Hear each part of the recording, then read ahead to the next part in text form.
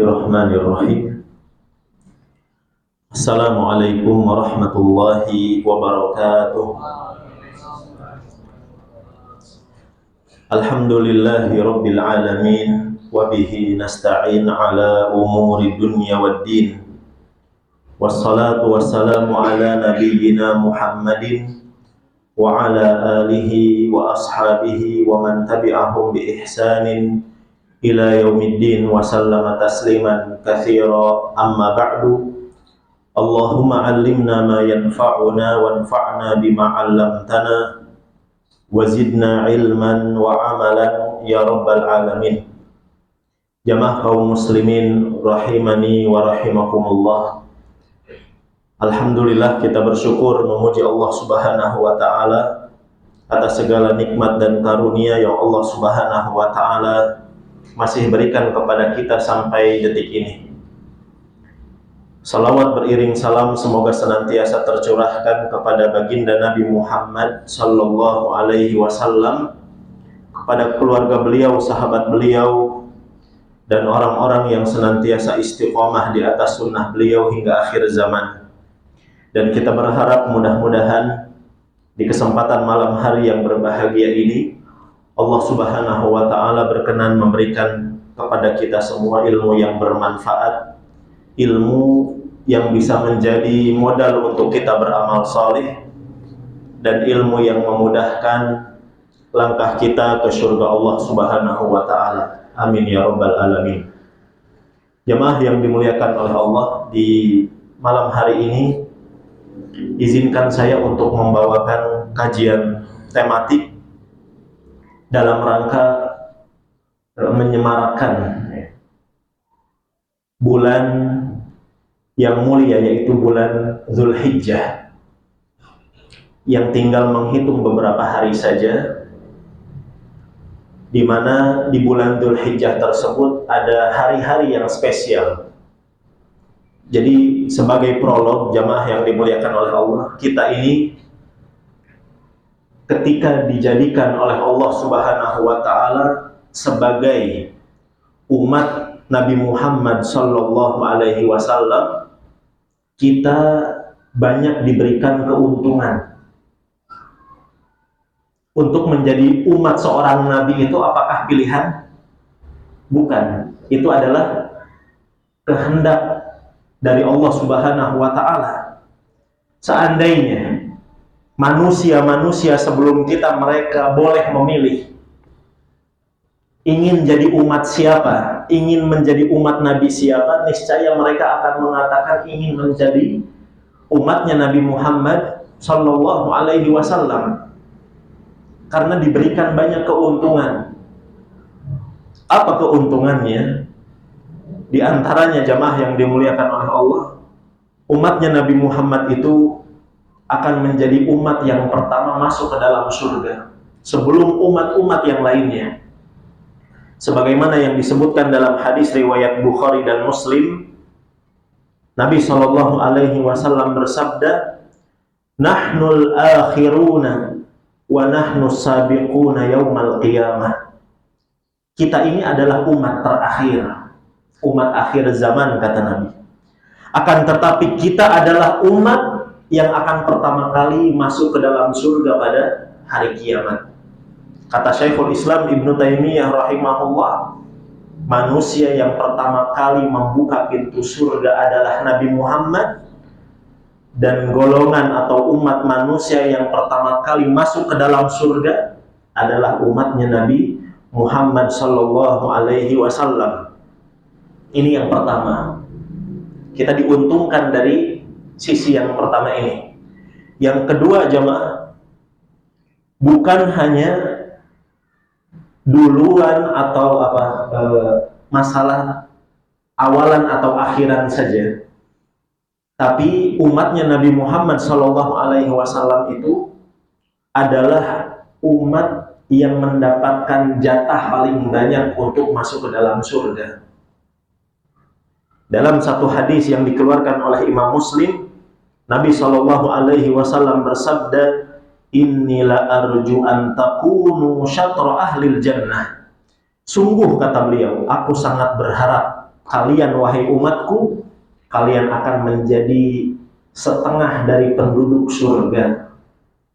Maksudnya adalah ya, setengah dari ahli surga itu umatnya Nabi Muhammad, sedangkan setengahnya lagi diperebutkan oleh umat-umat sebelum kita.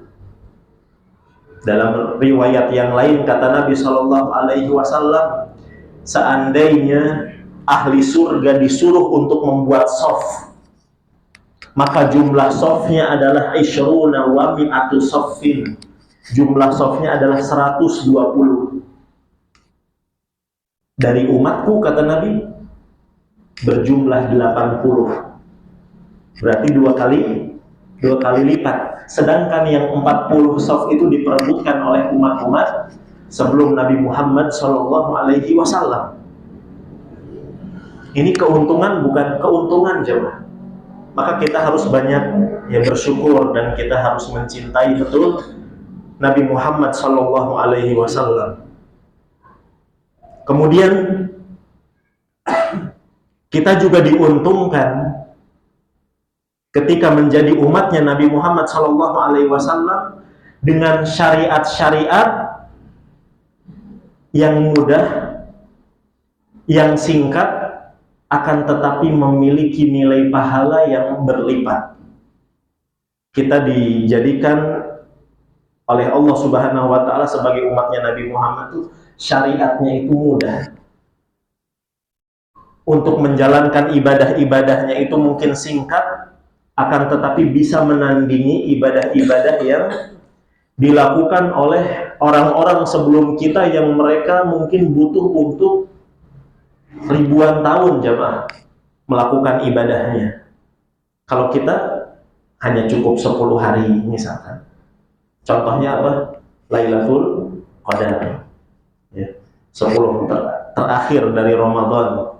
Contohnya lagi juga adalah 10 pertama bulan Dzulhijjah yang kita akan singgung. Hari-hari bertabur dengan kebaikan.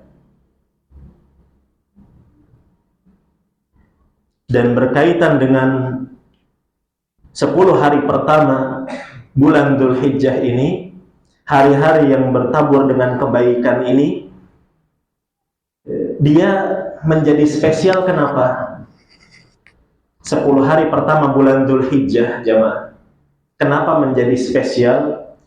Yang pertama, bulan Dzulhijjahnya saja sudah spesial, sudah istimewa. Bulan-bulan haram itu kan ada 4. Minha arba'atun hurum kata Allah. Bulan-bulan haram itu ada 4. Dzulqa'dah, Dzulhijjah, Muharram, satu lagi Rajab. Ini sudah spesial. Dipersempit lagi oleh Allah Subhanahu wa Ta'ala bahwasanya ada 10 hari pertama di bulan Dzulhijjah itu yang sangat istimewa, yang sangat dicintai oleh Allah Subhanahu wa Ta'ala, sebagaimana disebutkan oleh Nabi Shallallahu Alaihi Wasallam dalam hadis dikeluarkan oleh Imam At-Tirmidzi dari sahabat Abdullah bin Abbas radhiyallahu anhuma. Ma min ayyamin al-amalus salih fihinna ahabbu ila Allah min hadhil ayyamil ashar. Tidak ada hari yang amalan soleh yang dikerjakan di hari-hari tersebut lebih dicintai oleh Allah Subhanahu wa Ta'ala melebihi amal-amal soleh yang dikerjakan di 10 hari pertama bulan Dzulhijjah. Kemudian para sahabat bertanya, "Ya Rasulullah, apakah jihad, berjuang, berperang di jalan Allah juga tidak bisa mengalahkan amal soleh di 10 hari pertama Dzulhijjah?" Maka kata Nabi, "Walal jihad, jihad juga tidak bisa mengalahkan." Yang satu-satunya bisa mengalahkan amal soleh di 10 hari pertama bulan Dzulhijjah adalah rajulun kharaja bi nafsihi wa malihi falam yarji min dzalika bi syai'. Seorang yang keluar dengan membawa jiwa, raga dan hartanya untuk berperang, akan tetapi dia tidak kembali lagi. Maksudnya apa? Meninggal di medan perang, syahid. Hanya itu yang bisa menandingi. Kalau hanya jihadnya saja tidak bisa. Ini jamaah, kita diuntungkan dengan adanya hari-hari seperti 10 hari pertama bulan Dzulhijjah ini. Di antara bentuk spesialnya berarti 10 hari pertama bulan Dzulhijjah, hari-hari bertabur kebaikan ini, dia berada di salah satu bulan haram. Yang pertama jemaah, dia berada di salah satu dari bulan haram, yaitu Dzulhijjah. Yang kedua spesialnya 10 hari pertama bulan Dzulhijjah, Allah jadikan 10 hari tersebut sebagai alat sumpah. Di dalam surat Al-Fajr ayat yang kedua Allah berfirman, walayalin ashar, demi malam-malam yang berjumlah 10. Kata ahli tafsir, yang dimaksud dengan malam-malam yang berjumlah 10, sebagian menafsirkan dengan Lailatul 10 terakhir Ramadan. Tapi jumhur ahli tafsir, mayoritas ahli tafsir mengatakan yang dimaksud dengan malam-malam yang berjumlah 10 adalah 10 hari pertama bulan Dzulhijjah. Kok bisa Ustaz? Di situ kan ayatnya bunyinya malam, ya, bukan hari. Kata para ulama, malam dalam bahasa Arab, lail, kata lailun dalam bahasa Arab bisa bermakna dua, bisa bermakna malam, bisa bermakna hari. Ditambah lagi, dikuatkan lagi oleh ayat setelahnya. Apa bunyinya? Wal fajr walayalin ashar wasyaf'i wal watr, demi bilangan genap dan demi bilangan ganjil.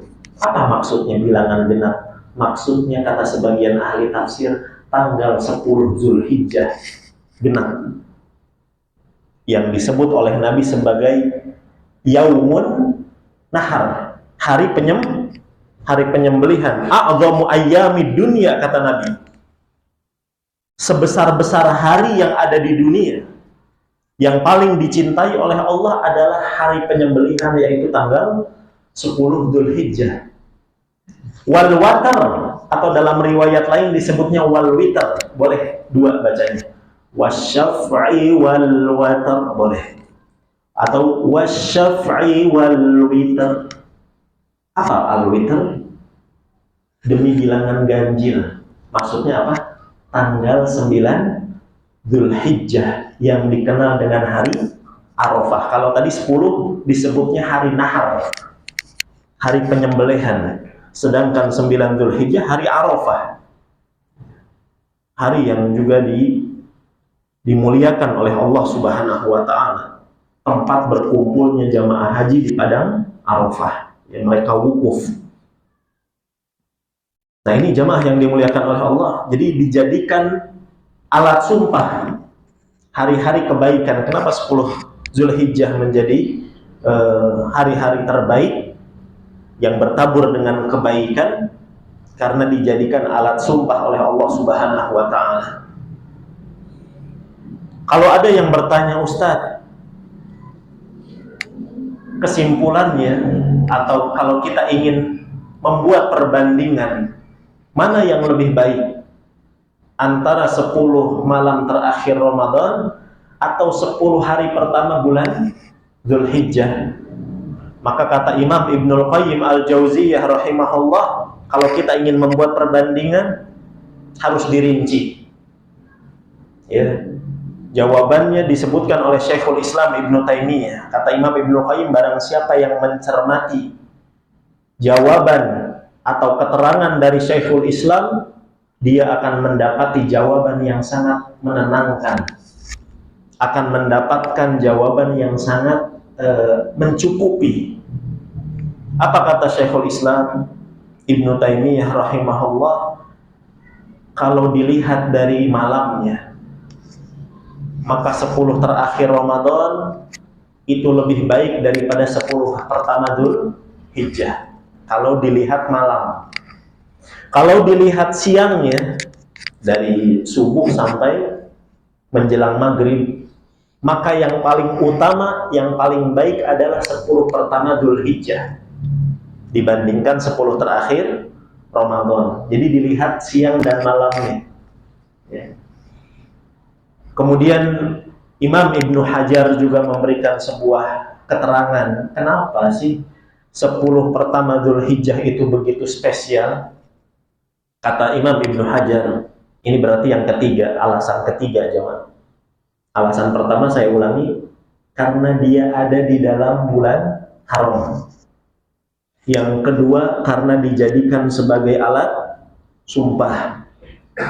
Yang ketiga, alasannya adalah disebutkan oleh Imam Ibnu Hajar, ya, limakani ijtima'i ummahatil ibadah fihi, karena induk-induk ibadah semuanya terkumpul di 10 hari pertama Dzulhijjah.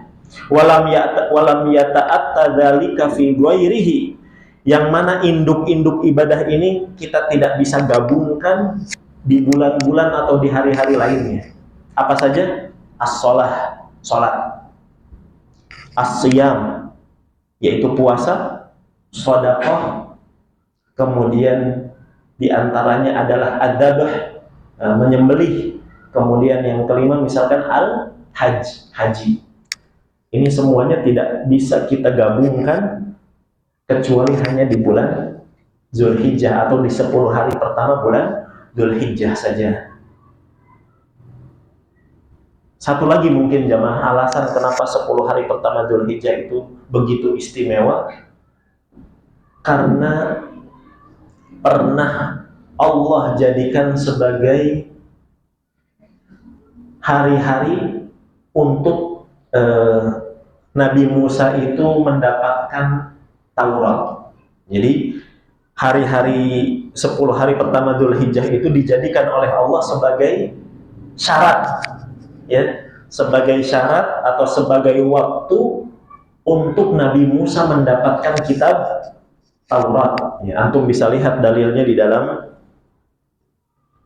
Al-Quran.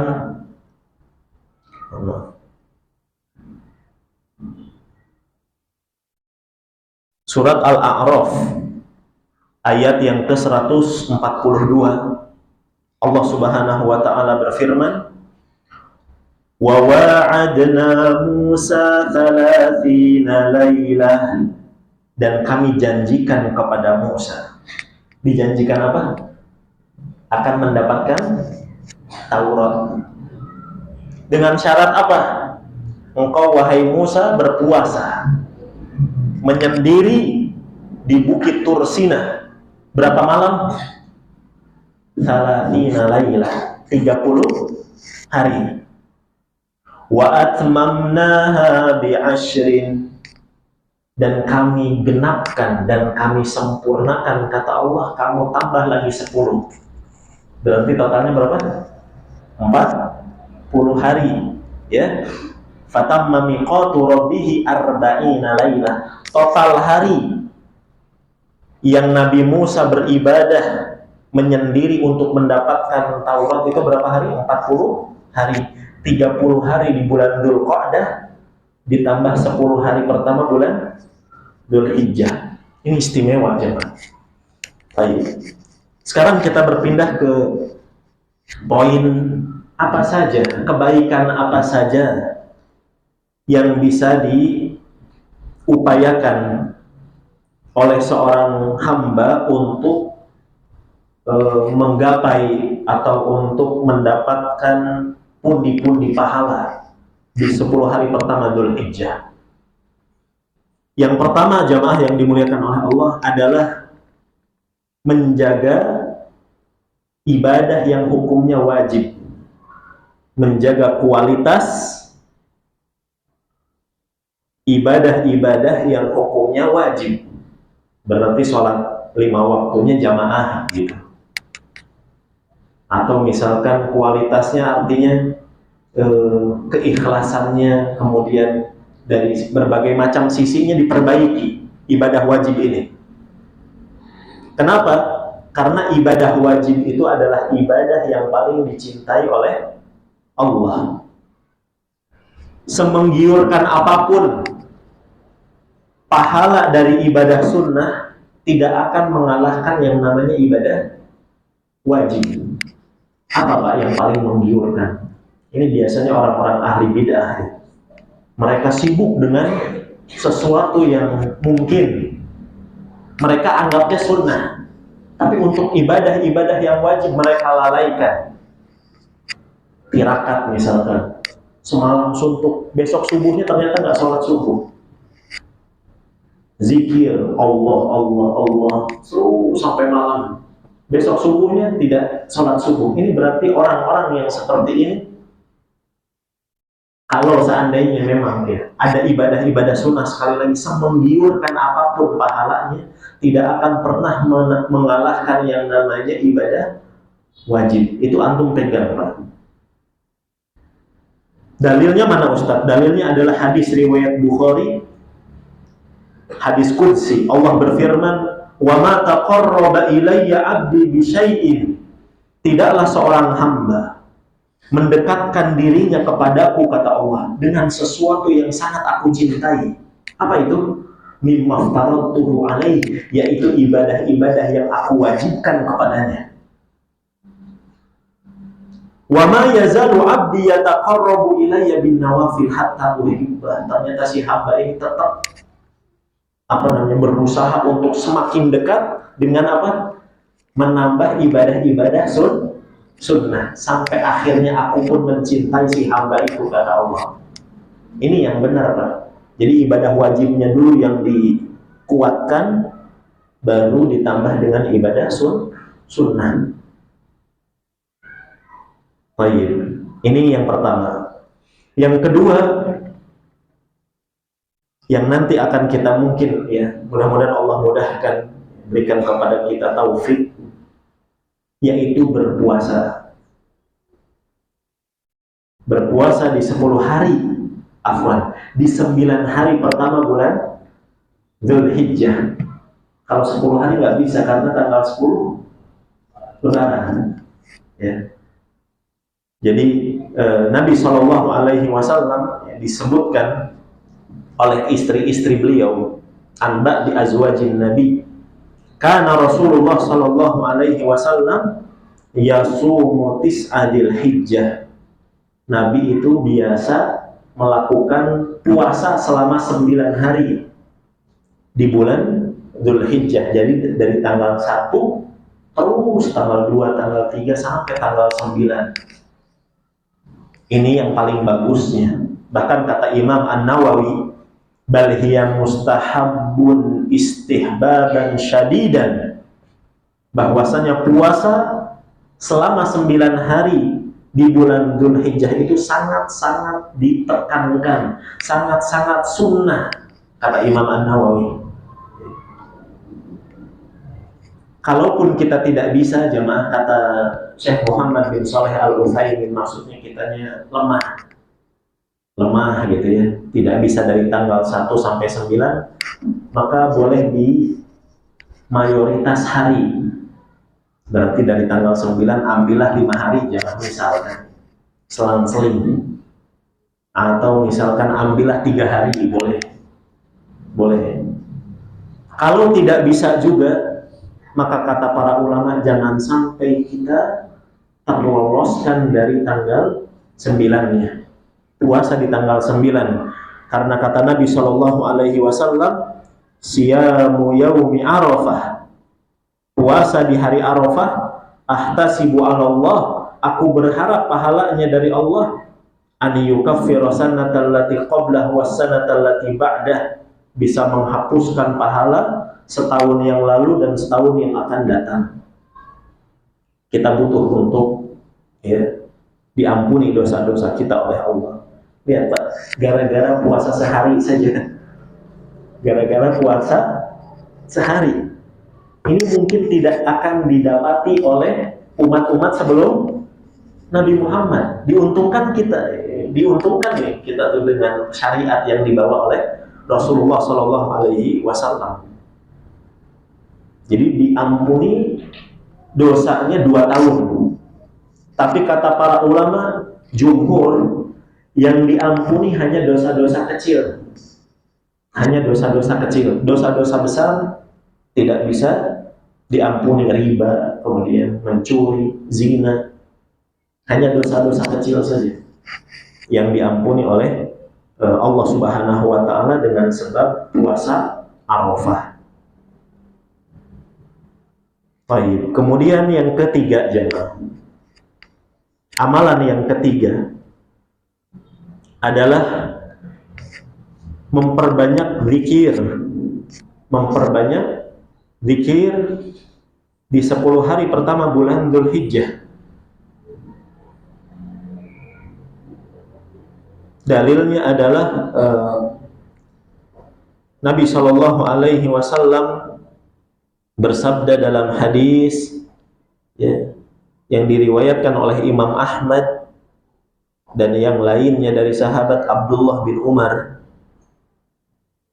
bahwasannya hari yang paling dicintai oleh Allah adalah 10 hari pertama bulan Dzulhijjah. Fa'aksiru fihinna, maka kata Nabi, perbanyaklah oleh kalian tahlil.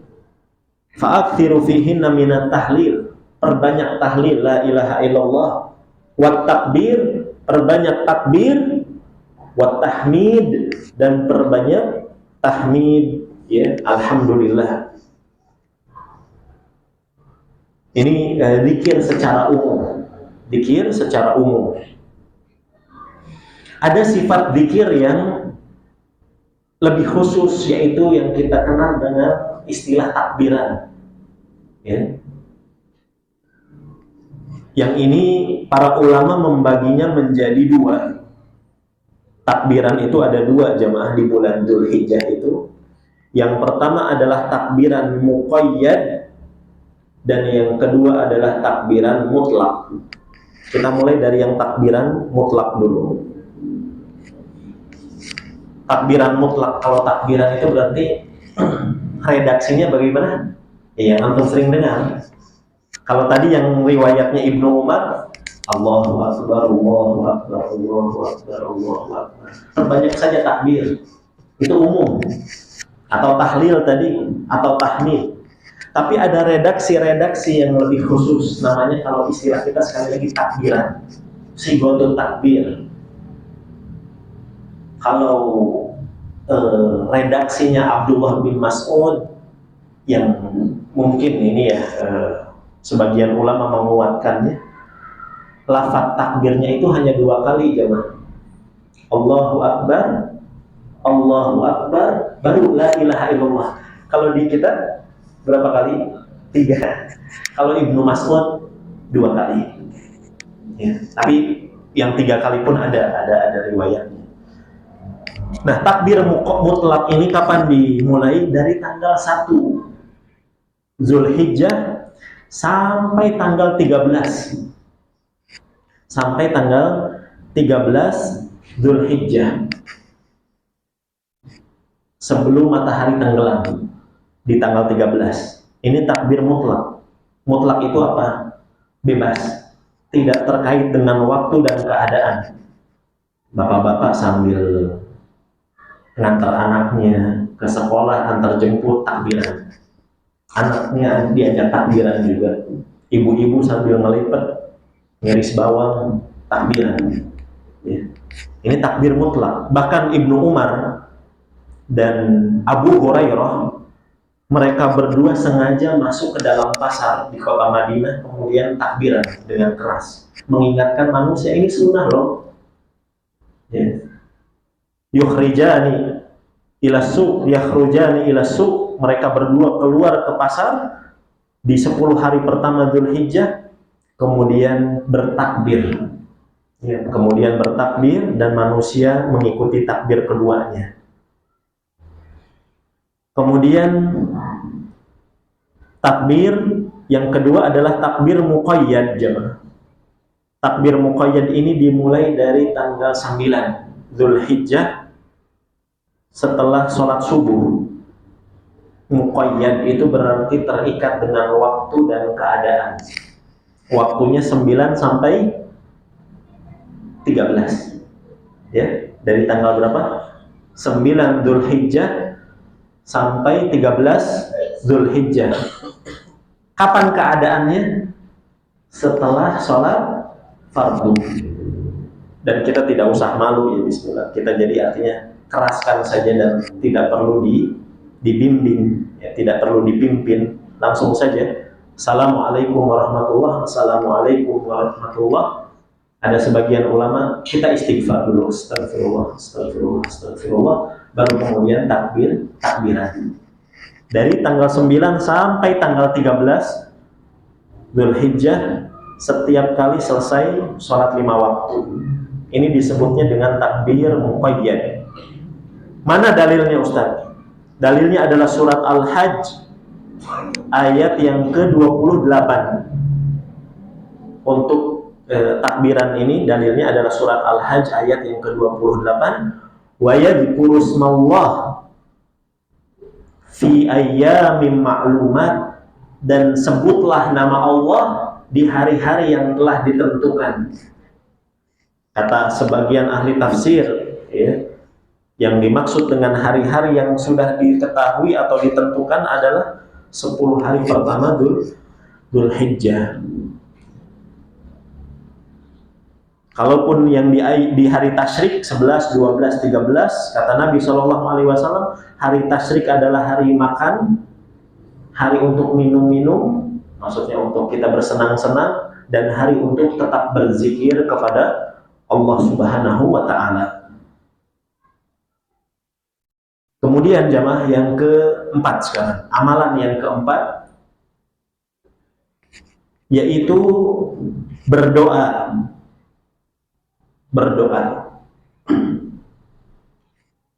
Dan doa ini ditekankan, ya, oleh Nabi SAW di tanggal 9 Dzulhijjah. Hadisnya adalah jadi di tanggal 9 Dzulhijjah ini bukan hanya takbiran berarti, Pak. Kalau kita mau tambah, ada takbirannya, iya, ada puasanya, iya, ada takbirannya, iya, kemudian apa lagi? Doanya, iya. Satu lagi apa? Ada zikir khusus, yaitu la ilaha illallah wahdahu la syarikalah lahul mulku wa lahul hamdu wa huwa ala kulli syai'in qadir. Total berarti kalau kita mau sambung-sambungkan ada 4. Yang pertama kita puasa Arafah. Yang kedua tadi saya katakan takbiran. Yang ketiga apa tadi? Doa. Kemudian yang keempat adalah zikir la ilaha illallah wahdahu la syarikalah. Mana dalilnya? Hadis riwayat At-Tirmidzi. Kata Nabi SAW, khairud doa yaumi Arafah. Sebaik-baik doa terbaik itu adalah doa yang dipanjatkan di hari Arafah. Wa khairu ma qultu, dan sebaik-baik zikir yang aku ucapkan. Lihat kata Nabi, sebaik-baik zikir yang aku ucapkan di hari itu, di hari Arafah, dan juga diucapkan oleh nabi-nabi sebelumku, la ilaha illallah wahdahu la syarikalah lahul mulku wa lahul hamdu wa huwa ala kulli syai'in qadir. Hadis ini bukan hanya menyemangati kita jemaah, tapi kata sebagian ulama, hadis ini bisa membantah sekte Sufi. Kenapa sekte Sufi jawab? Mereka mengatakan kalau orang sudah di tingkatan ma'rifat, ya, yang tertinggi apa? Ma'rifat. Sholatnya itu nggak usah sholat ke masjid katanya. Hatinya ingat sholat saja sudah cukup. Kemudian orang-orang yang tarekatnya, tingkatan tarekatnya sudah tinggi, zikirnya bukan seperti kita, Allahu Akbar, bukan lagi Subhanallah, bukan lagi Alhamdulillah, tapi apa? Allah, Allah, Allah. Dan yang lebih istimewa lagi apa? Cuma satu huruf. Hu, terus. Dibantah sama hadis ini. Ente siapa? Ya. Kata Nabi SAW, zikir yang paling baik yang aku ucapkan, yang keluar dari lisanku, Dan yang keluar dari lisan para nabi dan rasul sebelumku bukan bukan Allah. Cuma tapi apa? La ilaha illallah wahdahu la syarikalah. Ini jangan. Antum kalau ingin bantah mereka pakai hadis ini. Ya. Baik. Jadi ini yang keempat. Kemudian yang kelima adalah ibadah haji. Ibadah haji. Yang ini tentunya tidak bisa dilakukan oleh semua kita, ya. Hanya orang-orang yang menjadi tamu Allah saja, artinya yang Allah berikan kemudahan. Namun untuk kita yang belum bisa menjalankan ibadah haji, ada nasihat dari Imam Ibnu Rajab jamaah. Kita ini nggak tahu ya, Allah berikan kita rezeki untuk bisa haji itu di umur berapa, kita tidak pernah tahu. Karena memang ini betul-betul panggilan dari Allah Subhanahu wa Ta'ala. Namun ada nasihat dari Imam Ibnu Rajab buat kita. Bahkan kata sebagian jamaah, saya mendengar jamaah 2027 tidak akan ada pemberangkatan haji, betul tidak? Karena uangnya kepake semua, guys. Nggak tahu buat belanja apa. Jadi tidak ada pemberangkatan haji 2027. Wallahu a'lam ya, rumor atau memang betul. Seandainya tidak bisa haji, ada nasihat dari Imam Ibnu Rajab. Man lam yastati al-wuqufa bi Arafah. Barang siapa yang belum pernah atau tidak pernah akan bisa untuk wukuf di Arafah. Wukuf itu apa?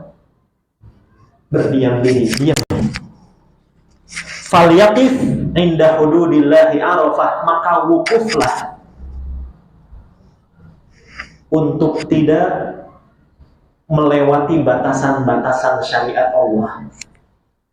Kata Imam Ibnu Rajab, maka wukuflah engkau, artinya berdiam diri, tahanlah diri kita supaya tidak melanggar batasan-batasan Allah Subhanahu wa Ta'ala. Wa man lam yastati al-mabita bi Muzdalifah, barang siapa yang belum pernah, belum bisa dan sulit mungkin nanti untuk mabit di Muzdalifah. Mabit itu apa? Kemah ya. Berkemah, bermalam di Muzdalifah.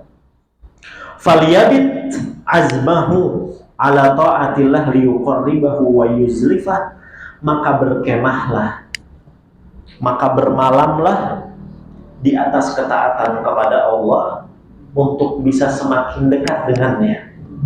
Dimanapun kita, di rumah kita masing-masing, di kamar ya, kita mabit juga.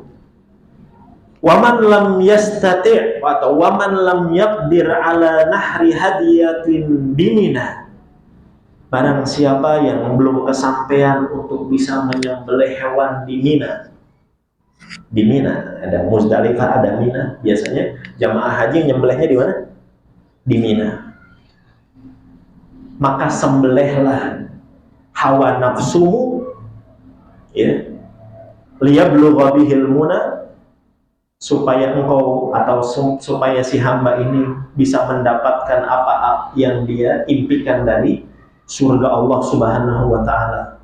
Jadi barang siapa yang tidak mampu untuk menyembelih hewan, maka sembelihlah hawa nafsunya.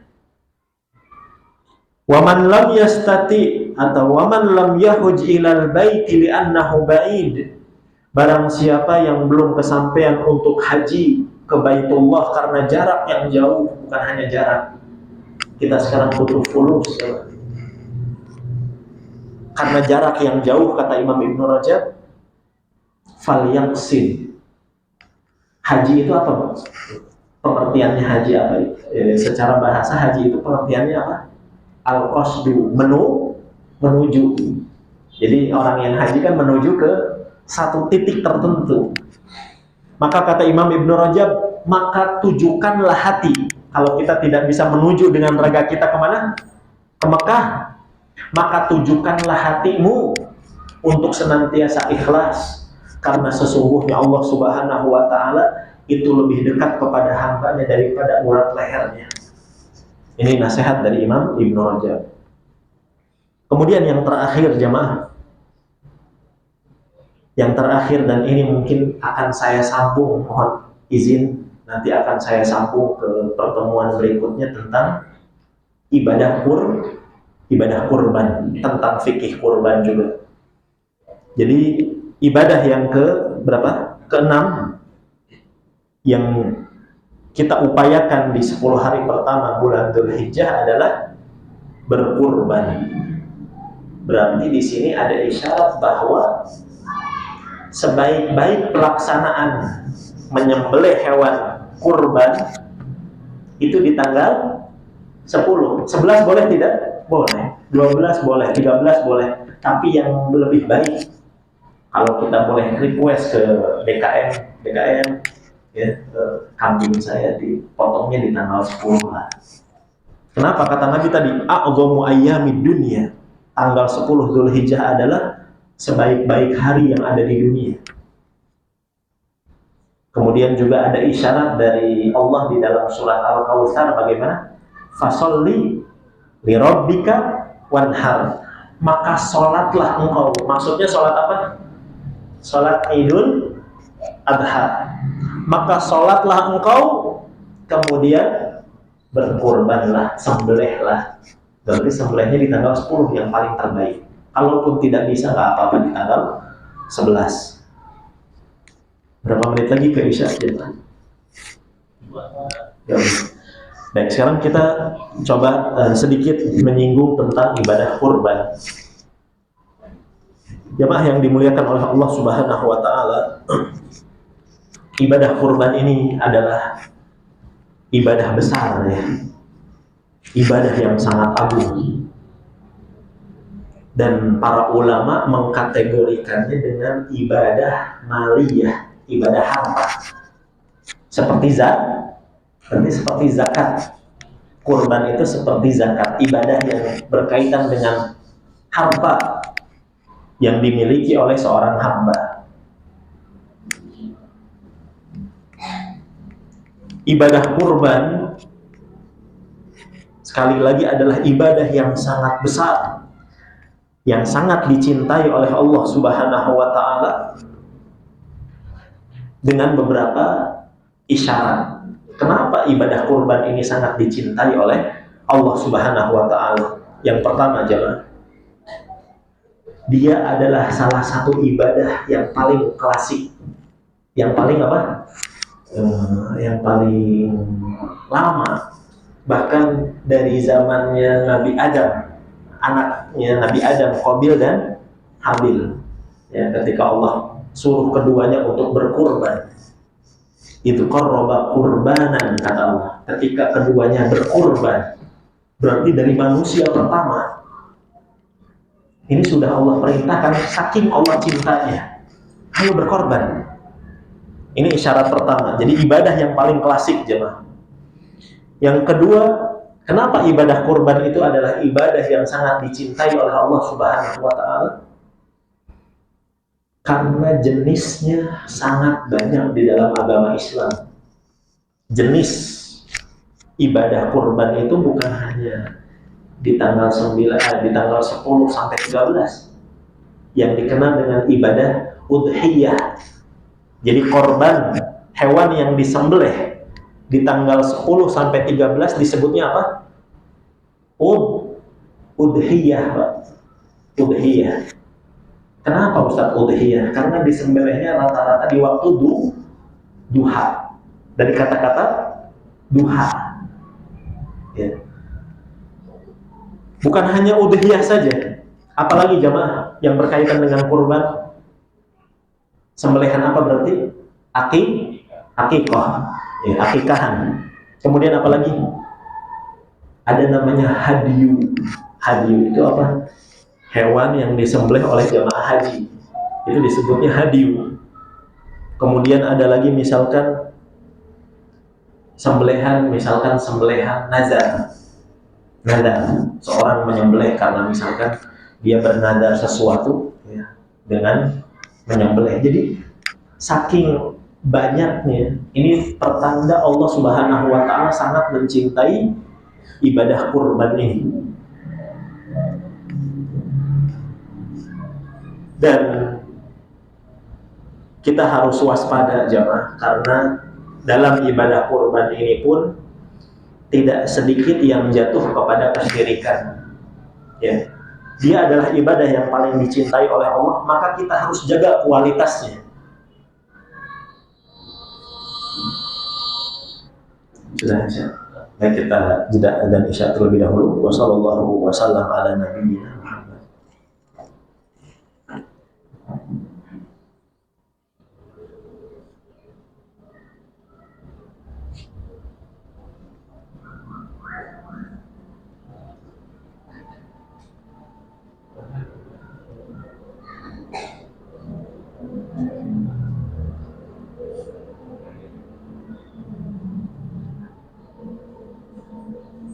Allahu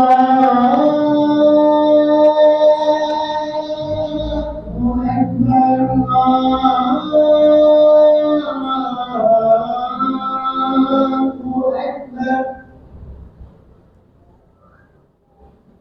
Allahu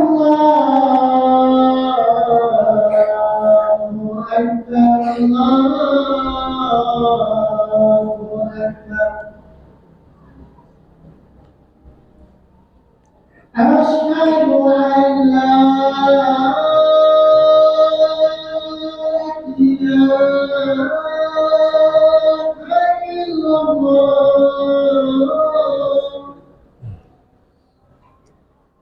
أشهد أن لا إله إلا الله.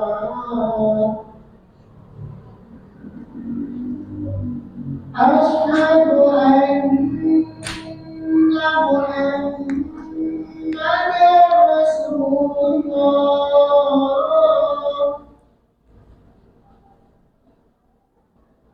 أشهد أن محمدًا رسول الله. حي على الصلاة.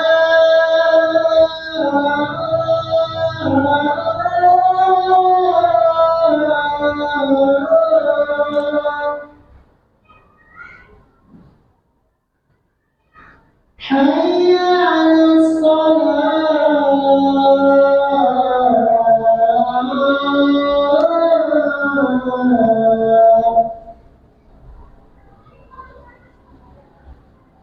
حي على الفلاح.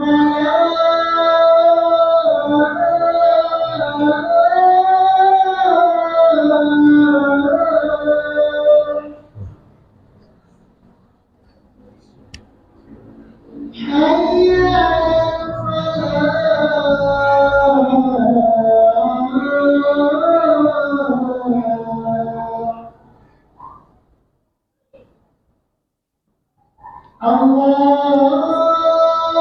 Allahu Akbar, Allahu Akbar. La ilaha illallah.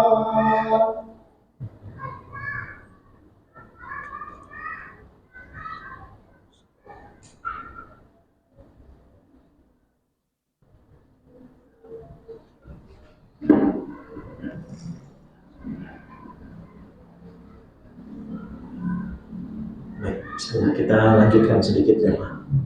Alhamdulillah, wassalatu wassalamu ala Rasulillah wa ala alihi wa ashabihi wa mawalah, amma ba'd. Jamaah yang dimuliakan oleh Allah Subhanahu wa taala, berkaitan dengan ibadah udhiyah yang dilakukan di bulan Dzulhijjah. Sekali lagi, yang namanya ibadah kurban itu adalah ibadah maliyah, ibadah harta yang paling dicintai oleh Allah Subhanahu wa taala dengan beberapa isyarat tadi. Yang pertama, dia adalah ibadah paling klasik. yang Allah perintahkan kepada hambanya. Yang kedua, jenisnya banyak. Seperti sholat, Pak. Saking Allah cinta dengan ibadah sholat. Sholat itu bukan cuma satu, kan? Banyak. Sholat zuhur, sholat isya, sholat maghrib, banyak. Sholat witir, sholat tahajud, taraweh. Ini isyarat Allah itu sangat cinta dengan ibadah itu. Kemudian yang kedua apa tadi? Yang ketiga, ya, kalau kita tambahkan, saking cintanya Allah dengan ibadah kurban. Ibadah kurban itu tidak bisa ditandingi dengan sedekah yang nominalnya lebih besar di momentum tertentu, ya. Contohnya di tanggal 10 sampai 13 Dzulhijjah, ada orang kaya, sugih dia.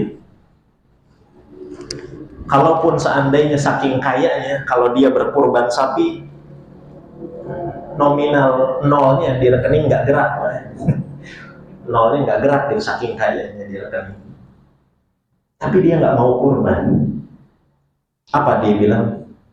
Ustadz, katanya, saya nggak usah kurban, tapi saya akan bersedekah dengan nominal yang lebih banyak. Kalau kurban sapi berapa sih? Berapa jemaah? 30? Kurang lebih 25, 30. Saya akan sedekah 50 juta. Kata para ulama, kurban yang harganya 20 juta bisa mengalahkan sedekah yang dikeluarkan oleh seseorang dengan nominal 50 juta. Perkataannya siapa ini? Perkataannya Imam Ibnul Qayyim Al-Jauziyah rahimahullah. Ini saking Allah cinta dengan ibadah kurban.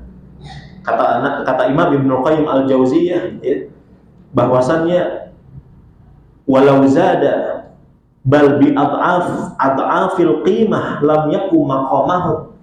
Bahwasanya seseorang walaupun mengeluarkan harta dengan berkali-kali lipat untuk menggantikan ibadah kurban, maka infak atau sedekahnya itu tidak akan bisa menandingi keutamaan dari ibadah kurban. Nah, karena ibadah kurban ini sangat dicintai tadi, maka kita harus menjaga kualitas ibadah kurban ini. Dijaga dari apa? Yang pertama, dari sisi niat, ya. Atau dari sisi yang pertama mungkin secara umum ini kurban bukan hanya di bulan Dzulhijjah saja, tapi hewan-hewan yang kita sembelih di bulan-bulan lainnya harus kita jaga kualitasnya. Jangan sampai terjerumus kepada yang namanya kesyirikan. La'anallah, kata Nabi, man dzabaha li ghairillah, Allah Subhanahu wa taala akan melaknat orang yang menyembelih untuk selain Allah. Kenapa ini harus diingatkan? Karena banyak di masyarakat kita menyembelih itu bukan untuk Allah. Dengan istilah tumbal proyek, mau bangun rumah, entah dia nyembelih ayam di tanah, mau dibangun rumah itu tujuannya apa? Apakah untuk jin? Ketika ingin bangun jembatan, disembelihlah hewan di situ. Kalau untuk Allah tidak perlu ada tempat-tempat khusus, jemaah. Kalau untuk Allah Subhanahu wa taala dimanapun antum sembelih sah. Ya. Jadi dijaga, karena banyak di masyarakat kita, ya, orang-orang yang terjatuh kepada kesyirikan di jenis ibadah ini, ibadah sembelihan. Kemudian kalaupun tidak, dan ini syirik besar. Yang kedua, dijaga dari sisi keikhlasan. Yang pertama tadi, jangan sampai kita jatuh kepada kesyirikan dalam ibadah ini. Yang kedua, dijaga kualitas ikhlasnya. Kenapa ini perlu diingatkan, jemaah, khususnya di bulan Dzulhijjah nanti? Karena kadang antara suami dan istri ingin saling unjuk gigi, ya. Paham tidak?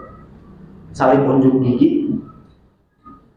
Si istri bilang, "Pak, Bi, kan kemarin yang terpampang, yang tertulis di dinding masjid itu nama Abi, hewan kurban. Maka tahun ini," kata si istri, "tolong yang terpampang itu adalah nama saya." Kata si istri, hati-hati ini buat ibu-ibu, ya. Jadi antara suami istri pengen saling unjuk gigi, namanya yang harus ditulis. Ini untuk apa? Ya. Kalau masalah boleh atau tidaknya boleh, silahkan. Mau atas nama suami, mau atas nama istri boleh. Tapi kalau kita melihat kepada perbuatan para sahabat yang sering melakukan kurban bukan istri, tapi suami. Dan istri nggak usah merasa dirugikan, karena pahalanya yang dia akan dapatkan sama jamaah, sama pahalanya sama. Lihat bagaimana kata sahabat yang mulia Abu Darda, ya, kalau tidak salah Abu Darda, nah Abu Ayyub Al-Ansari. Dahulu di zaman Nabi SAW, kata Abu Ayyub, seorang laki-laki itu yang biasa menyembelih. Untuk siapa? Untuk dirinya dan juga untuk keluarganya. Makanya Nabi Muhammad setiap menyembelih, hada min Muhammad, ya Allah, bismillah, Allahu Akbar, hada min Muhammad, ya Allah, ini dari Muhammad, ya Allah, wa min ahli baiti, dan dari keluargaku, ya Allah, wa min ummati, dan dari umatku juga yang mereka tidak sanggup berkorban. Jadi yang nggak sanggup berkorban, kita sudah diwakili oleh Nabi SAW. Ini baiknya Nabi Muhammad kepada umatnya. Masih ingat gitu, Pak? Jadi para salaf, para sahabat, kata Abu Ayyub Al-Ansari, ketika mereka berkorban seringnya suami.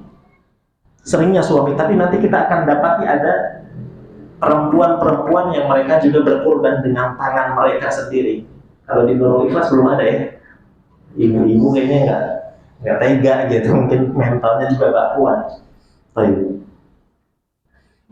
Fayakulun, ya, wayut'imun, mereka makan dari hewan kurban itu, kemudian membagi-bagikannya juga, bersedekah. Tapi kata Abu Ayyub Al-Ansari, setelah berlalunya zaman para sahabat, tabahan nas, manusia saling pengen unjuk gigi, pamer dan cari pamor. Siapa yang tertulis? Ya, hatta tabahan nas, bahkan saling pengen namanya disebut. Sekali lagi, saya tidak sedang mengkritik, ya. Silahkan antum menulis nama itu untuk pendataan jamaah, bagus. Tapi koreksi niat, maksudnya koreksi niat. Bahkan dalam satu keluarga ada berapa anggota, misalkan ada 3, ya, bapak, istri, anak. Kurbannya berapa kambing, misalkan kurbannya 3 kambing. Tulis, Pak, yang satu atas nama Bapak Fulan, si bapaknya, suaminya. Yang kambing kedua atas nama istri saya, Ibu Fulan. Kambing yang ketiga tolong ditulis atas nama anak saya. Boleh tidak? Boleh, tapi jaga niat. Di zaman Rasulullah sekalipun Nabi berkurbannya berapa kambing? Yang 100 itu pernah dilakukan oleh Nabi bukan kambing tapi unta. Atas nama siapa? Atas nama beliau sendiri, Pak. Bayangkan 100 onta. Nabi nggak bilang onta 1 atas nama Muhammad, onta 2 atas nama Khadijah, onta 3 atas nama Ibrahim anak saya yang meninggal, onta 4 atas nama anak saya yang meninggal, Abdullah. Nabi nggak mengatakan seperti itu. Nabi pernah dohan Nabi SAW di kabsyain. Nabi pernah kurban dengan 2 kambing dan dua-duanya atas nama Muhammad. Maksudnya ini sekali lagi untuk keikhlasannya, maksud saya jaga keikhlasan, ya. Jadi karena ibadah ini adalah ibadah yang sangat dicintai oleh Allah, jaga kualitas keikhlasannya yang kedua. Yang ketiga, jaga kualitas cara penyembelihannya harus sesuai dengan sunnah Nabi SAW, yang itu nanti kita akan pelajari gimana cara nyembelihnya. Sebagian panitia, ini mohon maaf, ya, mungkin pernah terjadi di beberapa tempat, yang bilang bismillah Allahu Akbar bukan penyembelihnya, tapi panitia yang megang mic-nya. Ini nggak sah, ini hewannya jadi bangkai jemaah. Kasihan. Harusnya yang tasmiyah adalah yang menyembelih, bukan panitianya. Bismillah Allahu Akbar, yang nyembelihnya biarkan tukang jagal yang nggak ngerti agama sembelih sama dia tanpa mengucapkan bismillah. Semua hewan sembelihan yang tidak dibacakan bismillah jadi bangkai karena tidak halal untuk dimakan. Ya. Hurrimat, dalilnya adalah firman Allah Subhanahu wa taala di dalam surat Al-Maidah ayat 3. Hurrimat alaikumul maitah, diharamkan bagi kalian bangkai, wadam, darah, walahmal khinzir, daging babi, wa ma uhilla li ghairillahi bi, dan setiap hewan yang tidak disebutkan nama Allah.